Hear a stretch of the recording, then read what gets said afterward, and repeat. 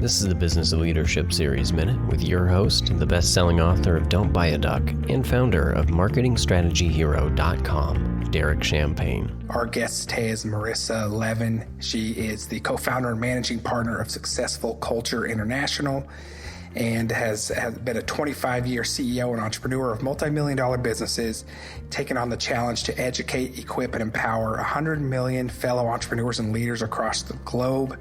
She's been named Smart CEO 3 times, been named Washington's Top 100 Technology Titan, has served on Global Communications Committee of Entrepreneurs Organization, and she's the author of the #1 best-selling book, Built to Scale: How Top Companies Create Breakthrough Growth Through Exceptional Advisory Boards. Marissa, thank you for taking a few minutes with us today. Oh, it's such a pleasure to be here. I love the work that you do. I see so many leaders who are in handcuffs and stay in an unhappy situation for their career. They just do. And so you're in a great example, #1, of making that change, making the tough choices, knowing you have a lot to offer, assessing the situation, making the change, and then a plug for you. Who better to learn from than somebody that's been through those pivots and those changes than from someone like you who can navigate those waters and understands it. So again, thank you for, by example, leading and making the change. I think it's super important. I see unhappy leaders sometimes, and especially entrepreneurs, and I've been one of them in the past, and I say, you created this. This was your vision. If you don't like it, change it or make a change. But we don't always do that because we've built this baby, and sometimes it becomes a prison for us. So. Right. And it's very hard to let go of something that we've built. Yeah. And we so often, and this is in both personal and business, so often we desperately cling to something that is no longer working because we've told ourselves that if we let go and if we pivot, somehow that's a failure. And it's not a failure. You know, everything has seasons, right?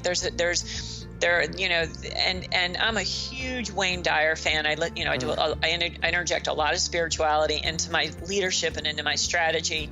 And he talks about how, in every storm, there is a calm.